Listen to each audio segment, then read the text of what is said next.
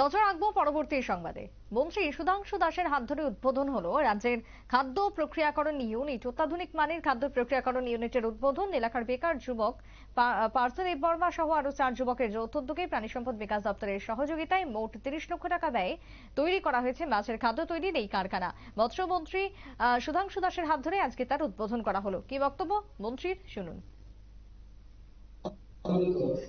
প্রতিটা জেলা লেভেলে আমরা রিভিউ মিটিং চাই এবং একটি রিভিউ মিটিং হবে, অর্থাৎ ডিপার্টমেন্টের যে সমস্ত স্কিম এবং প্রজেক্ট আমরা দিয়েছি বা যে সমস্ত স্কিমগুলি রয়েছে তার ইমপ্লিমেন্টেশন কতটা হয়েছে, মানুষ কিভাবে সাড়া দিচ্ছে, কোথাও কোনো অসুবিধা হচ্ছে কিনা, এগুলির উপর বিস্তারিতভাবে আমরা দিনভর আলোচনা। মন্ত্রী সুধাংশু দাসের বক্তব্য আপনারা শুনলেন। মৎস্য দপ্তরের উদ্যোগে আজকের এই উদ্যোগ তিনি সাধুবাদ জানিয়েছেন।